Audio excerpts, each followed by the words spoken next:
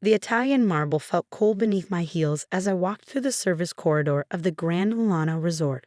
Around me, actual cleaning staff bustled with vacuum cleaners and fresh linens, none realizing that the woman in the simple navy dress was signing their paychecks.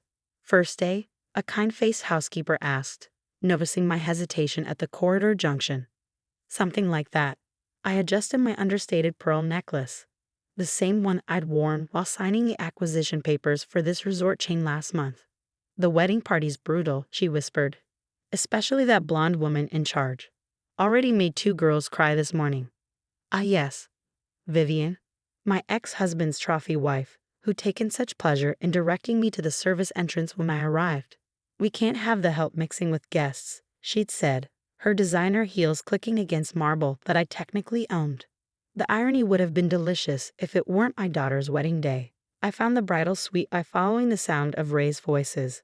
Through the cracked door, I saw my daughter Emma, radiant in her wedding gown, while Vivian fussed with the veil. "I still think we should have gotten the Vera wine," Vivian was saying. "This off-the-rack thing your mother picked is so budget." "It's perfect, Vivian." Emma's voice was tight. "Mom has great taste." "Great taste doesn't make up for an empty bank account, sweetie. Thank goodness your father and I could step in to give you a proper wedding." Can you imagine if we'd let her plan it? It would probably be in some community center. I chose that moment to step inside. "The dress looks beautiful, honey." "Mom."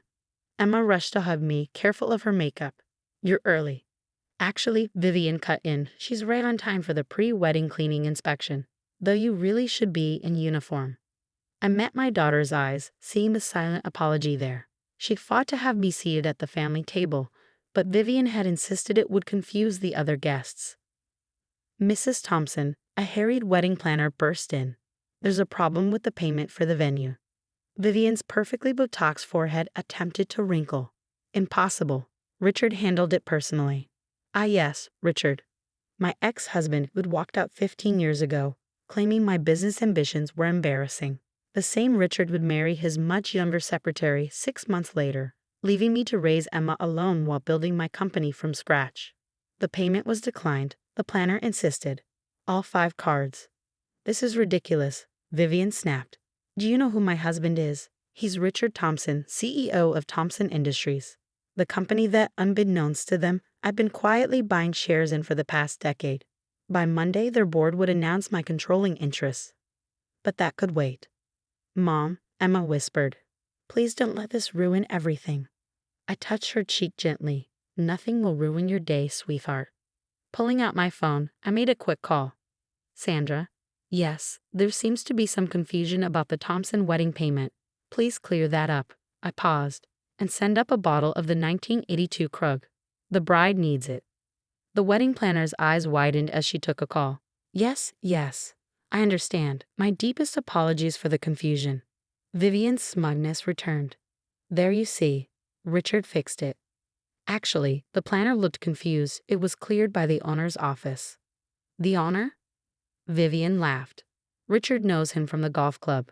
I bit back a smile, remembering the exclusive club Richard had once blocked me from joining. The same one I now owned, along with half the properties in their portfolio. "Mom," Emma touched my arm. "You didn't have to. Consider it part of your wedding gift," I said softly. "Though perhaps we should discuss the rest after the ceremony." Vivian was still talking. "Really, if you're done with the inspection, you should go. We can't have the help hanging around during photos." A knock at the door interrupted her as a waiter entered with the champagne I'd ordered. "From the owner's private collection," he announced, then spotted me. "Oh, madam, I didn't realize you were here personally." "Madam?" Vivian's voice rose an octave. "Just opening it will be fine, Thomas," I said smoothly. "And please ensure the 82 Krug is served at the family table tonight." "All the tables." "The 82 Krug?" Vivian sputtered. "That's $14,000 a bottle." "Is it?" I feigned surprise. "Well, it is a special occasion." The door burst open again, this time revealing Richard himself, his face flushed with anger. "Vivian, why are the cards declining? And why is there a rumor that Thompson Industries is being bought out?" He stopped short when he saw me. 15 years had added gray to his temples and padding to his waist, but the look of superiority was exactly as I remembered it. "What is she doing here?" he demanded. "Vivian, I thought we agreed about the seating." "Oh yes," I smiled. "Please don't let me interrupt your plans. I'm just here to make sure everything's perfect for our daughter's wedding. The venue, the service, the staff, everything should be absolutely flawless." Richard's eyes narrowed. "What are you playing at, Sophia?" Before I could answer, Emma stepped between us, radiant in her budget gown that had actually been handmade by Milan's finest atelier. "Dad, Mom, please. Can we just have one day without drama?" "Of course, sweetheart." I touched her arm. "I should go check on some details anyway. The owner likes to ensure everything is perfect." As I turned to leave, I caught a glimpse of the wedding planner whispering something to Vivian. The color drained from her fake-tanned face as her eyes darted between me and the door. The ceremony would start in an hour. By then, Richard would probably have figured out why his cards were declining. And by tomorrow, they'd all understand exactly who they'd been treating like the help. But for now, I had a wedding to attend. After all, I didn't build a billion-dollar empire by revealing my cards too soon. The wedding ceremony was picturesque, exactly as Emma had dreamed. I watched from my assigned corner as my daughter exchanged vows with James, a kind-hearted surgeon who thankfully took after his mother rather than his status-obsessed father. Throughout the ceremony, I caught Richard checking his phone repeatedly, his face growing increasingly pale. No doubt he was seeing the news alerts about mysterious stock purchases in Thompson Industries. The business papers would be speculating wildly about the identity of the buyer who'd been gradually acquiring shares through various shell companies. "The photographer wants family photos," Vivian announced as guests moved toward the reception. She smiled sweetly. "Perhaps you could help direct people to the ballroom while we take them." Emma started to protest, but I caught her eye and shook my head slightly. "Let them play their game a little longer."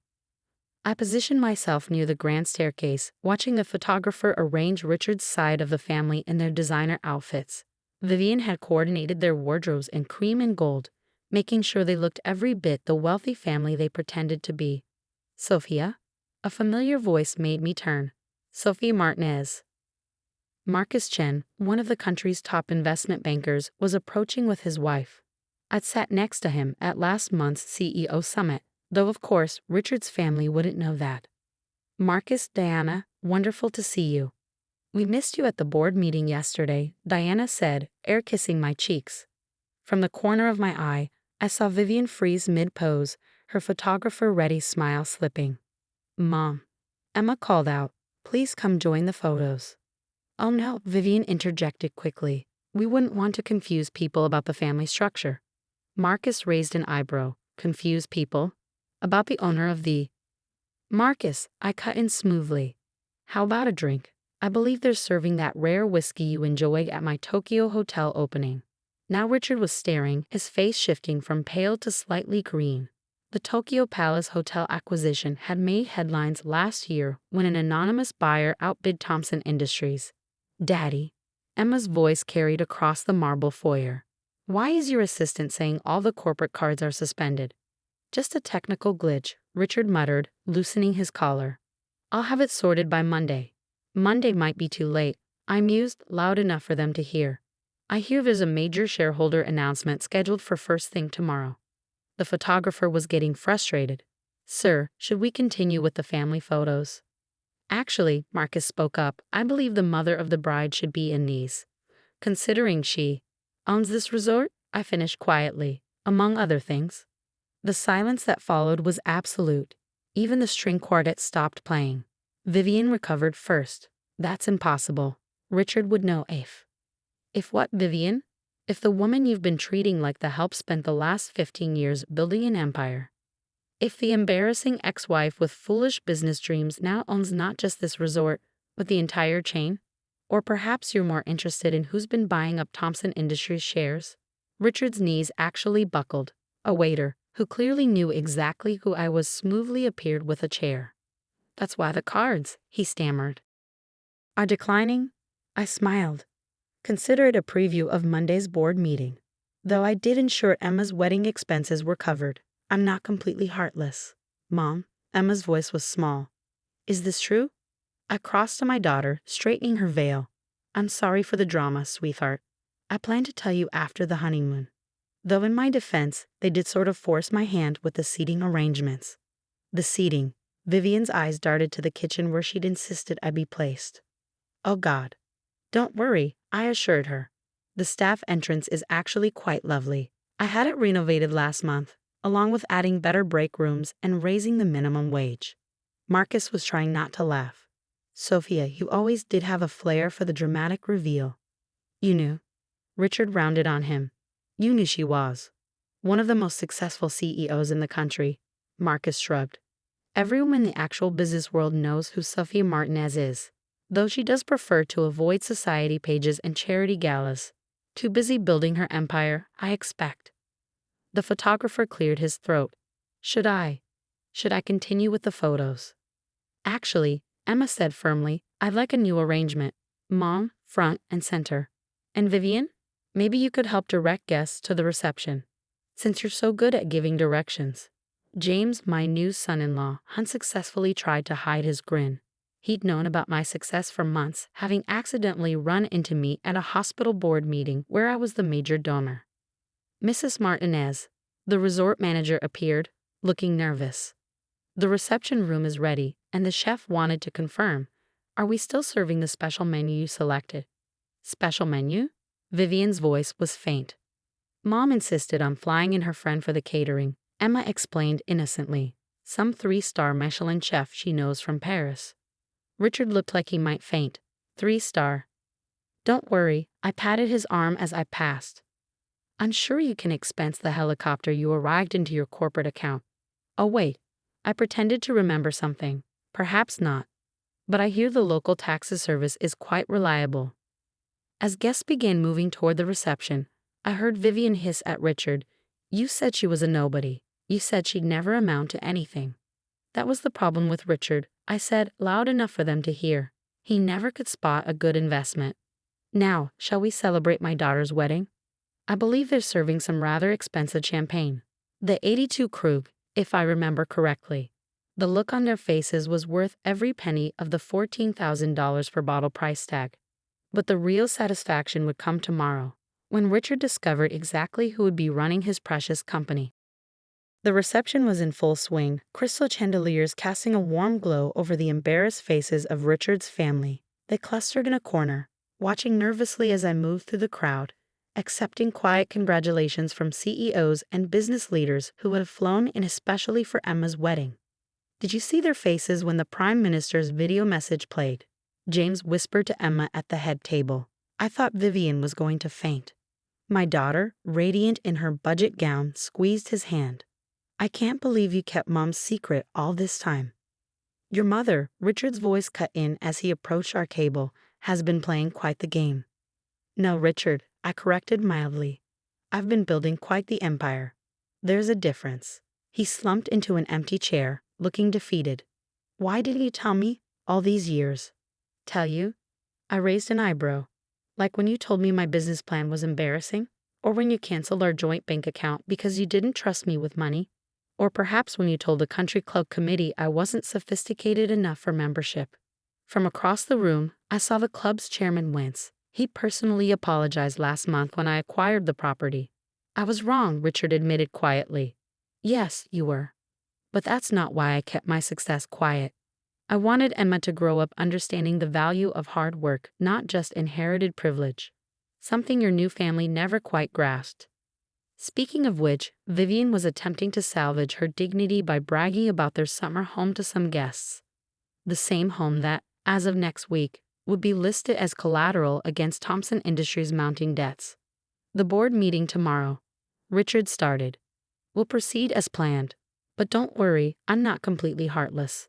You'll be offered a position in the reorganized company, a minor one, under supervision, but it should cover the mortgage on your significantly downsized lifestyle.